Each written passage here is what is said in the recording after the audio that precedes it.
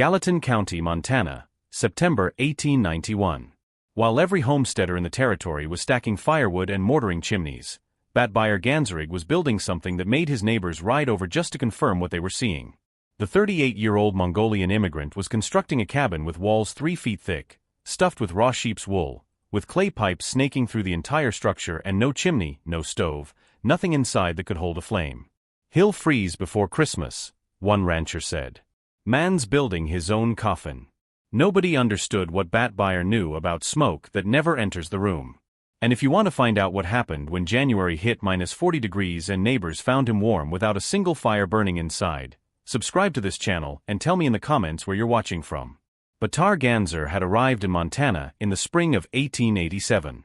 Part of a tiny wave of Mongolian immigrants who'd followed the railroads west, seeking work and land far from the Russian and Chinese empires that squeezed their homeland from both sides. He'd left behind the Khenti province in northeastern Mongolia, where winters lasted 7 months and temperatures dropped to -50 degrees. Cold that would kill a man in minutes if he didn't understand how to work with it rather than against it. In Mongolia, Bat buyer had grown up in a GI era, the felt-covered dwelling Americans called a yurt. But he'd also spent years working as a herder for wealthy families who maintained permanent winter camps with heated floors and walls warmed by smoke channels rather than open flames. The system was ancient, refined over centuries by people who understood that fire inside a home was dangerous, inefficient, and unnecessary if you knew how to capture its heat without its hazards. The Mongolian method was elegant. A small fire burned in a stone pit outside or below the structure. The hot smoke traveled through clay or stone channels built into the floors and walls, releasing its heat into the thermal mass before exiting through a distant vent. No flames inside, no sparks, no smoke filling the room, no risk of the fire that killed so many families who slept too close to open hearths. Just radiant warmth emanating from every surface. America promised opportunity and land. What it delivered in the mountain valleys of southwestern Montana was brutal winters and a primitive approach to heating that baffled Bat buyer completely. His first January in Gallatin County nearly killed him. He'd been working as a sheep shearer on a ranch outside Bozeman, sleeping in a bunkhouse with a cast-iron stove that roared all night and still couldn't keep frost from forming on the walls. The American cowboys burned wood like it was infinite. Massive logs consumed by the armful heat pouring up the chimney almost as fast as it was generated. They woke every few hours to feed the flames stumbled through frozen darkness. Cursed the cold that seeped through every crack. Bat buyer watched this with the quiet bewilderment of a man observing a superior technology being ignored. These Americans had iron and timber and wool and clay, everything needed to build a proper heated structure. Yet they insisted on burning fires inside their homes, losing most of the heat up the chimney. Breathing smoke, risking their lives to open flames while they slept. The problem wasn't the cold. Mongolia was colder. The problem was where Americans put their fires and how they moved the heat. By 1891, Bat buyer had saved enough from sheep work to buy 20 acres of grazing land in a sheltered valley south of Bozeman. The property had good grass, a reliable spring, and a small flock of sheep that came with the purchase. Other homesteaders had built conventional cabins in the area, log walls, stone chimneys, iron stoves that devoured firewood, and still left families shivering. Bat buyer would build something different, something his neighbors had never seen, something that would make them question his sanity until the first hard freeze proved him right. His nearest neighbor, a cattle rancher named Thomas Ricks, you had watched Bat buyer survey his new property with measuring ropes and strange gestures, marking not just the cabin site, but a separate location 20 feet away. "Planning an outbuilding?" Ricks asked, riding over to introduce himself. "A fire pit," Bat buyer replied, his English still thick with Mongolian consonants. "Fire pit for cooking outside, for heating inside. The smoke travels through the walls." Rick stared at him for a long moment, then laughed. "Friend, smoke goes up chimneys. That's how it works. In America, yes. In Mongolia, smoke works harder before it leaves."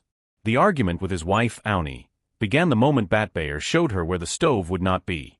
He'd walked her through the cabin site, pointing at the 3 feet thick walls he planned to build, the clay pipes that would snake through them. The fire pit located 20 feet from the structure where all burning would happen. "No fire inside," Oyunaim said flatly, her breath visible in the September morning air. "In Mongolia, this works here. They will think we are savages. They already think we are savages." At least we will be warm savages. And if the pipes crack, if the smoke leaks, we will suffocate in our sleep. The pipes will not crack. I will build them properly the way my grandfather built them. Clay over sand, dried slowly, ice sealed with lime. Yunaim had followed her husband across an ocean and half a continent. She'd endured the cramped steamship, the hostile stares, the immigration officials who couldn't pronounce their names. But building a cabin without a chimney felt like something else entirely, a refusal to adapt that could cost them everything. The Americans have stoves, she said quietly. Iron stoves that work. Why must we be different? Because their stoves burn 10 times the wood and still leave them cold. Because I watched men wake every 2 hours all winter to feed flames that eat more than they give. Our way is better. Our ancestors knew this for 1,000 years. Word of Batbearer's plan reached Thomas Fricks within the week.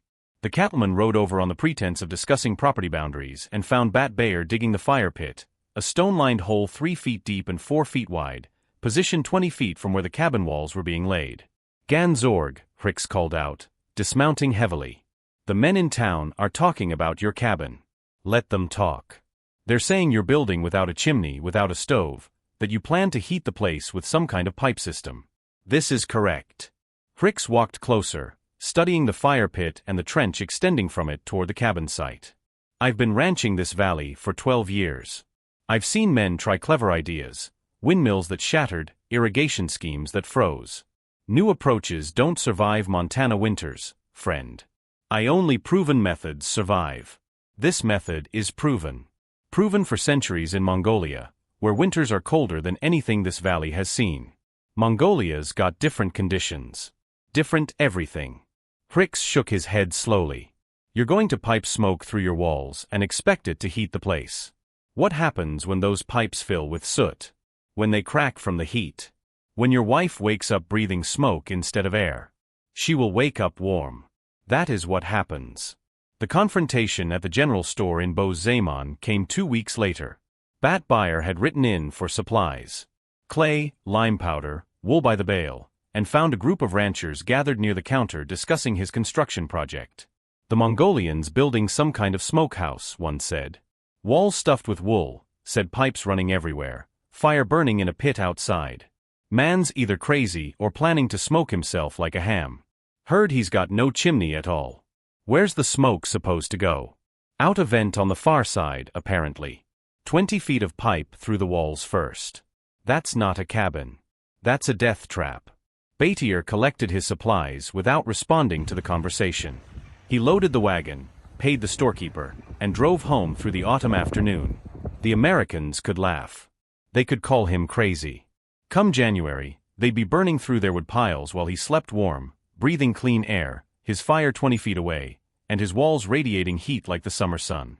What Batbear Ganzer understood from generations of Mongolian building tradition, modern heating engineers would later quantify with precision. But the principles he was applying had been refined over 1,000 years by people who lived in some of the coldest inhabited places on Earth and couldn't afford to waste a single BTU of heat. The key insight was simple. Conventional fireplaces and stoves are monumentally inefficient. When wood burns in an open hearth or cast iron stove, it generates heat at temperatures exceeding 1,000 degrees Fahrenheit. That heat immediately begins escaping up the chimney through the stove walls, radiating in all directions. A typical frontier stove captured perhaps 30 to 40% of the heat generated. The rest went straight up the flue, warming the sky while families shivered. Batbear's system inverted this wastefulness. Instead of letting hot combustion gases escape immediately, he forced them to travel through 200 feet of clay pipe before exiting. Every foot of that journey, the smoke transferred heat into the pipe walls. The clay absorbed it, conducted it outward, and released it into the surrounding thermal mass, the thick wool-stuffed walls that wrapped the entire structure. The mathematics told the story. Hot smoke entering the pipe system at 600 degrees would exit at perhaps 150 degrees after traveling the full serpentine route. That 450 degrees temperature drop represented captured heat. Energy that would have flown up a conventional chimney was instead stored in the cabin's walls. Clay was ideal for this purpose, and it had moderate thermal conductivity, high enough to absorb heat from the passing smoke, but low enough to release it slowly over many hours. A clay pipe wall 2 in thick could absorb heat for 3 hours of active burning and release it gradually for 8 to 10 hours afterward. The walls became thermal batteries, charging while the fire burned and discharging through the cold night. The wool insulation served a different but equally critical function. Sheep's wool has an R value of approximately 3.5 per inch, comparable to modern fiberglass insulation. Bat by Bayer's 3 feet thick walls packed with raw wool around the clay pipes created an insulation barrier of approximately R40 to R50. For comparison, most frontier cabins had effective R values of 3 to 5. The wool ensured that heat captured by the clay pipes stayed inside the structure rather than bleeding outward into the Montana cold. The combination was synergistic. The clay pipes absorbed and stored heat from the smoke. The wool prevented that stored heat from escaping to the outside. The interior surfaces of the walls, warmed by the pipes embedded within them, radiated gentle heat into the living space. Not the fierce blast of a stove, but an even constant warmth emanating from every direction. The external fire pit solved multiple problems simultaneously. It eliminated fire risk inside the home.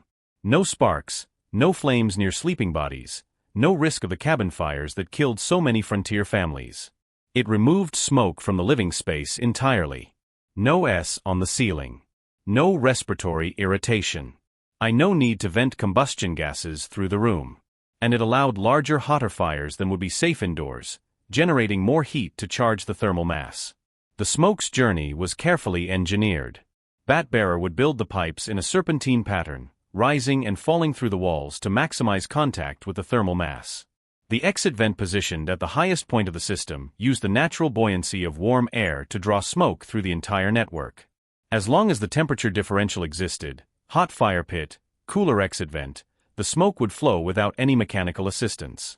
His neighbors saw fire as something you huddled around, feeding constantly, fighting to keep alive. Bater saw fire as a heat source to be harvested efficiently.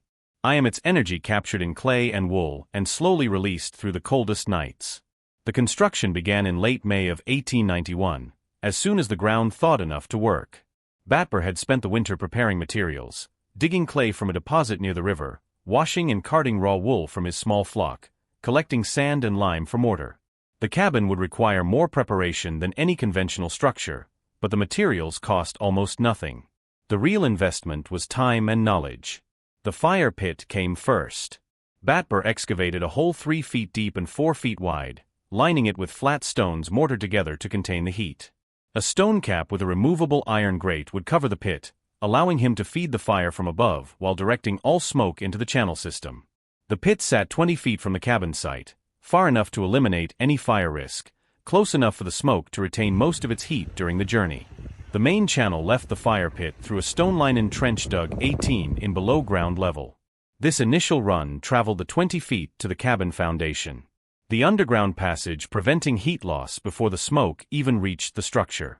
The trench was lined with flat stones and sealed with clay mortar, creating a smooth channel that wouldn't trap soot or obstruct airflow. The cabin walls rose slowly through June and July. Batber built an outer frame of heavy timber posts at the corners and every 4 feet along the walls, creating a skeleton that would support the unusual construction. The walls themselves were built in layers, an outer shell of horizontal logs chinked with clay, then a 3-foot cavity that would eventually hold the wool insulation and pipe network. Then an inner shell of smooth clay plaster over a woven willow frame. The clay pipes required the most skill. Bat Bear formed them by hand. Rolling clay mixed with sand around wooden dowels to create tubes 4 in diameter with walls 1 in thick. Each section was 2 feet long with flared ends that allowed them to nest together and be sealed with fresh clay. He dried them slowly in the shade to prevent cracking, a process that took 3 weeks for each batch. The pipe network began at the point where the underground channel entered the cabin foundation. From there, the pipes rose through the wall cavity in a serpentine pattern, up 3 feet, across 4T, down 3 feet, eyes across again, snaking through all 4 walls before finally exiting through a vent pipe on the far side of the structure. The total length exceeded 200 feet, every inch of it contact surface for heat transfer. Installing the pipes took most of August. Batier worked from inside the wall cavity, connecting sections, sealing joints supporting the network with wooden brackets that held each pipe firmly in place. OU9 mixed mortar and handed materials through gaps in the framing. her skepticism gradually giving way to admiration for the complexity of what her husband was building. The wool insulation came last. Badier had accumulated nearly 400 pounds of raw wool, his own flock's production supplemented by purchases from neighboring ranchers who thought he was stuffing mattresses. He packed it carefully around the pipes, filling every inch of the 3 FFT wall cavity with a dense, springy material. The wool surrounded the clay pipes like a blanket, ensuring their captured heat would radiate inward rather than escaping outward. By late September, the cabin was complete. 16 FDX 20-foot interior with walls 3 feet thick. Clay pipes snaking through all 4 sides. A fire pit connected by underground channel and an exit vent rising from the far wall. No chimney, no stove, nothing inside that could burn. On October 3, 1891, Bat lit the first fire in his external pit and watched smoke begin its 200-foot journey through the walls of his home. By late October, Bat Ganzer's cabin had become the most discussed structure in Gallatin County. Ranchers made detours on their way to Boz-Zaman just to ride past and stare at the building that had no chimney. Cowboys gathered at the saloon to debate whether the Mongolian family would freeze, suffocate, or somehow burn down a cabin with no fire inside it. The reactions had shifted from amusement to genuine alarm. "It's not natural," one rancher declared at the general store, warming his hands near the pot-bellied stove. "A home needs a hearth. Needs a chimney. That's how it's been since men lived in caves. The smoke's got to go somewhere." Another agreed. "Pipe it through the walls and you're just filling your house with poison. They'll be dead by Christmas." Maybe that's the plan. Maybe they don't know any better. Someone ought to warn them. Thomas Fricks had inspected the completed cabin in early October, walking slowly around the structure while Batby explained the system. The cattleman had pressed his palm against the exterior wall, feeling the slight warmth where the clay pipes ran inside and shaken his head in disbelief. "It's warm," Fricks admitted. "I'll grant you that. But it's barely cold yet. Wait until January. Wait until it's 40 below. And that fire pit is buried in snow, then we'll see how your pipes perform. The fire pit has a stone cover. Snow will not enter. And the underground channel keeps the smoke warm until it reaches the walls. And when those clay pipes crack, when the joints fail and smoke starts leaking into your living space, they will not crack. The clay is mixed with sand for strength. The joints are sealed with lime mortar. This system has worked for 1,000 years in Mongolia. This isn't Mongolia." Fricks mounted his horse. "I hope you're right, Ganzerig. I genuinely do. But I've seen this territory humble men with better ideas than smoke pipes." Unaim faced her own pressures. The few women in the valley had little contact with the Mongolian wife, but those who did expressed concern in careful terms. A rancher's wife named Margaret Hollister stopped by in late October with a basket of preserved vegetables, a neighborly gesture that came with pointed questions. "Your cabin has no stove," Margaret said, glancing around the interior. "How will you cook? How will you stay warm?" "We cook outside in the fire pit or on a small brazier when weather is bad. The walls keep us warm." The walls. Margaret touched the smooth clay plaster of the interior, feeling the faint warmth emanating from within. Snorts, "It's unusual. I've never felt anything like it. In Mongolia, all homes are heated this way. No smoke inside, no fire risk, just warmth from the walls. But what if something goes wrong? What if the system fails in the middle of winter? It will not fail. My husband built it correctly." The first hard frost came on November 8. Batbar lit a larger fire than usual in the external pit, feeding it steadily for 4 hours before letting it die to coals. He and Unaim retired to their cabin as temperatures dropped to 18 degrees outside. The interior walls radiated gentle, even heat. The thermometer Batby had hung near the door read 58 degrees at midnight, 54 degrees at dawn. No fire had burned inside. No one had woken to feed flames. The smoke had traveled its 200-foot journey through the walls and exited into the cold night, leaving its heat behind in the clay and wool. Unaim pressed her palm against the warm interior wall and smiled for the first time since construction began. "It works," she whispered. "It has always worked," Batbayer replied. "The Americans simply never learned." January 1892 arrived with a brutality that even the old-timers struggled to recall. An Arctic front descended from Canada on January 14, driving temperatures from a mild 20 degrees to -8 by midnight. By dawn on January 15th, the mercury had plunged to -31. And on the morning of January 16th, the thermometer outside Thomas Hendricks's ranch house read -40 degrees, the coldest temperature recorded in Gallatin County in over a decade. The wind made it worse. Gusts of 25 miles per hour drove wind chills to numbers that defied survival. Exposed skin froze in under a minute. Cattle that couldn't reach shelter died where they stood. The snow didn't fall so much as a tack, driving sideways across the valley with nothing to stop it. Across the county, the desperate battle for survival began. New Thomas Fricks burned through his carefully stacked wood pile at an alarming rate. His ranch hands worked in shifts, hauling fuel from the barn and feeding the bunkhouse stove around the clock. Even with the cast iron glowing red, frost formed on the interior walls. Men slept in their coats, waking every 90 minutes to add more wood, stumbling through the frozen darkness in an exhausting rotation that left everyone depleted. The Morrison family, 3 miles north, fared worse. Their chimney cracked on the second night. The temperature differential between the roaring fire inside and the killing cold outside, splitting the mortar between the stones. Smoke poured into the cabin until they could stuff rags into the gap, and even then the draft was ruined. They burned twice the wood for half the heat, the huddling in a single room while ice formed on the walls of the rest of the house.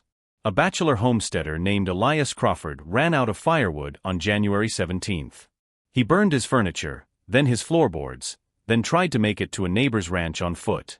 They found him the next morning frozen solid 200 yards from his own door, unable to see the cabin through the whiteout. At the Ganzerig homestead, January 14th began like any other winter day. Bat rose before dawn, walked to the fire pit through the bitter cold, and lit the morning fire. He fed it steadily for 3 hours, dry pine and juniper, burning hot and clean, while the smoke traveled its 200-foot journey through the walls of his cabin. By the time temperatures plunged to -40, the clay pipes embedded in those 3 FFT wool stuffed walls had absorbed enough heat to radiate warmth for the next 14 hours. Bat Beyer and O.U. Nime spent the worst of the cold snap inside their cabin, venturing out only to tend the fire pit twice daily. The interior walls glowed with gentle warmth. Not hot to the touch, but noticeably warmer than the air, radiating heat from every surface. The thermometer by the door read 52 degrees on the coldest morning when the air outside would freeze exposed flesh in seconds. No fire burned inside. No smoke filled the room. No one woke at midnight to feed dying flames. The thermal mass of the clay pipes, charged by the external fire and insulated by 3 feet of wool, released its stored heat slowly and steadily through the endless frozen nights.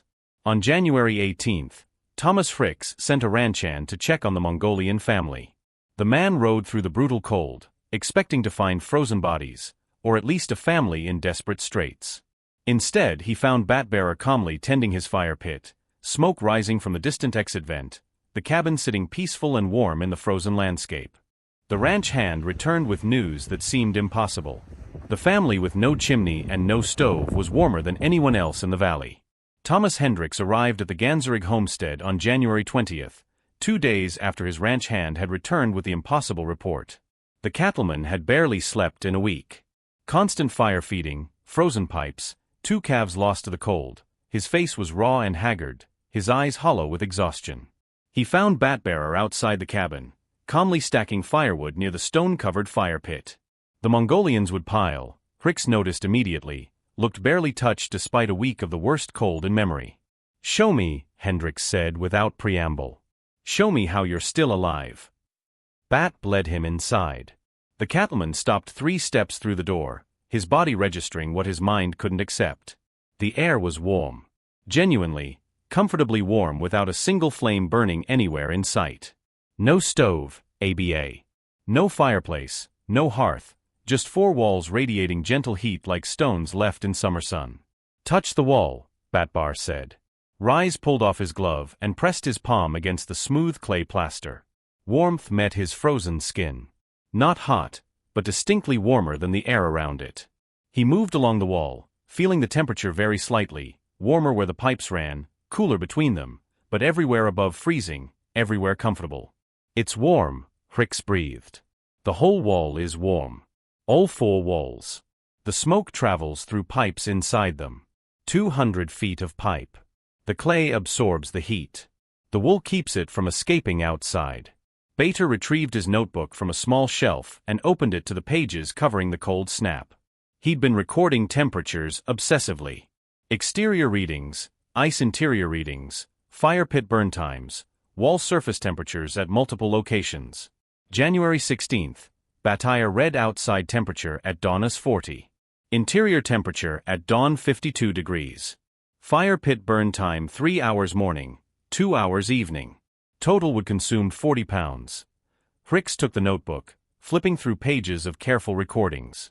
The numbers were damning. During the same period, his ranch had burned over 800 pounds of wood per day just to keep the bunkhouse above freezing. The Mongolian had used perhaps 50 pounds daily and maintained temperatures 20 degrees warmer. 40 pounds, Hicks repeated. We burned 800, 16 times as much. Your fire heats the air. The air escapes through every crack, up the chimney, through the walls. You must keep burning to replace what is lost. Bataille gestured at the walls surrounding them. My fire heats the clay. The clay holds the heat. The wool stops it from escaping. I burn once. The walls stay warm for many hours. Hicks walked the perimeter of the cabin, pressing his hand against the walls at intervals. The warmth was remarkably consistent. No cold spots, no drafts, no areas where the Montana winter was winning its way inside. The pipes, he said, how do you know they won't crack, won't fill with soot and block? The clay is mixed with sand. It expands and contracts together. The joints are sealed with lime that stays flexible, and the pipes are sized large, 4 in across. Soot collects, but does not block. Once each year, I clean them with brushes on long poles. Yimeg appeared from the back room. I carrying cups of tea. She offered one to Hicks, who took it with trembling hands, trembling not from cold, but from the realization of how much suffering could have been avoided if he'd understood what the Mongolian was building. I called you crazy, Hicks said quietly, told everyone you were building a death trap. You did not understand. How could you? You had never seen it work. I've seen it now. Hicks met Bataille's eyes. Can you teach me to build one? The first visitor after Thomas Hicks was the rancher whose chimney had cracked. A man named Douglas Morrison, who arrived on January 22nd with his wife and 3 children crowded into a wagon, seeking refuge from a cabin they could no longer heat safely. Snorts, Hicks told us about your walls, Morrison said, standing in the Ganzoric doorway with his hat in his hands. Said you're warm without a fire inside. We haven't slept properly in 5 days. The children are coughing from the smoke. Bat welcomed them without hesitation. The Morrison family spent 2 nights in the warm cabin while Douglas rode back to repair his chimney, experiencing for the first time what radiant heat from thermal mass felt like. No roaring flames, no smoky air, no waking every 2 hours to feed the fire. Just constant gentle warmth emanating from every wall. Ice. It's like being held, Morrison's wife whispered to Yunaim. The whole room holds you warm. By the end of January, Bataille had hosted 11 families in his cabin. Some seeking refuge, others simply needing to see the impossible for themselves. Ranchers who'd laughed at the Mongolian smoke pipes now stood in his living room, pressing their palms against warm walls, asking questions about clay mixtures and pipe dimensions and wool density. Thomas Hicks was first to commit to building his own system. He arrived in early February with his foreman and 2 ranch hands, notebooks ready, prepared to learn everything Bataille could teach. The fire pit comes first, Bataille explained, walking them through the construction sequence on paper, stone-lined, deep enough to contain the coals covered to direct all smoke into the channel. Ice 20 feet from the structure, far enough for safety, close enough to preserve heat. He spent 3 days teaching clay pipe construction, the proper ratio of clay to sand, the technique for forming uniform tubes, the importance of slow drying to prevent cracks. He showed them how to design the serpentine pattern through the walls, how to calculate the total pipe length needed for adequate heat transfer, how to seal joints with lime mortar that would flex without breaking. You're giving away everything, Yunaim observed one evening after yet another group had departed with pages of diagrams and instructions. Knowledge that stays with one family dies with one family, Bataille replied. Knowledge that spreads keeps many families alive. In Mongolia, everyone knew how to build heated walls. Here, I am the only one. I must change. The first new construction began at the Hendricks Ranch in April. Bataille supervised personally, checking every pipe joint, testing every section of channel for proper airflow. The system was smaller than his own, designed for a single bunkhouse rather than a family cabin, but built to the same principles. By June, 3 more systems were under construction across the valley. A German immigrant named Friedrich Baumann adapted the design for his dairy barn, keeping his cows warm through the following winter with a system that burned half the fuel of his neighbors. A widow named Sarah Crane hired hands to retrofit her existing cabin, running pipes through new interior walls that transformed her drafty home into a radiant sanctuary. The Bosman newspaper ran a story in August about the Mongolian method of radiant heating. Letters arrived from across Montana, from Idaho and Wyoming, from settlers desperate for any alternative to the endless wood-cutting and fire-feeding that consumed their winters. Bat Bearer answered every letter. He drew diagrams, explained principles, described the construction sequence in careful detail. He charged nothing, refused payment even when it was pressed upon him. In Mongolia, this knowledge belongs to everyone, he told Fricks. It should belong to everyone here as well. Cold does not discriminate. Neither should warmth. Batar Ganzerig lived another 36 years in that Gallatin County valley. He died in 1927, surrounded by children and grandchildren who'd grown up in a home where warmth came from the walls themselves rather than from flames burning in the room. The original cabin stood until 1954, when his grandson finally dismantled it to build a modern house with electric heating. The clay pipes inside were still intact after 63 years. No cracks, no failures. The same system that had kept the family warm through the brutal winter of 1892 still functioning perfectly. The winter of 1892 remained the benchmark against which all subsequent Montana winters were measured. Old-timers would ask each other, "Is it as bad as 92?" And the answer was almost never yes. But lesser winters still killed livestock and exhausted families who fought the cold with conventional stoves and chimneys. Every frozen morning reminded them of what Bat Beyer had proven possible. By 1900, radiant smoke peep heating systems had spread beyond Gallatin County into neighboring Madison Park and Broadwater counties. Agricultural journals published articles about the Mongolian method of thermal mass heating. The Montana State Agricultural Extension invited Botber to speak at their annual meeting in 1905. The immigrant once mocked for building without a chimney, now addressing an audience of 300 ranchers hungry for knowledge that could transform their winters. "Fire is not heat," Bat Beyer told them through an interpreter. "Fire is a source of heat. The question is whether you capture that heat or let it escape. A stove captures 30% and loses the rest up the chimney. My walls capture 90% and hold it for hours. The fire works harder. The family rests easier." Thomas Fricks never went back to conventional heating. His ranch became a showcase for the radiant system, with every building eventually converted to smoke pipe walls. His sons built their own homesteads with the Mongolian method as the foundation. Literally. And the Hendricks family would remain in Gallatin County for 4 generations. Each one sleeping warm through Montana winters, while burning a fraction of the fuel their neighbors consumed. The principal Bat Beyer understood using thermal mass to capture, store, and slowly release heat from combustion gases appears today in masonry heaters worldwide. Modern versions use precisely engineered fireboxes and carefully calculated flue paths, but the core insight remains unchanged. Make the smoke work before it leaves. The Korean Andal, the Russian Petka, the Finnish contraflow fireplace, all variations on the same ancient wisdom that Batber brought to Montana from the steppes of Mongolia. What Batber knew, what generations of Mongolian herders and builders knew, was that fighting fire's wastefulness was easier than fighting the cold directly.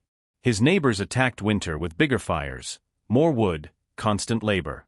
Bat attacked inefficiency with thermal mass and insulation, capturing heat that others threw away. He didn't burn more. He simply wasted less. The lesson extends beyond heating systems.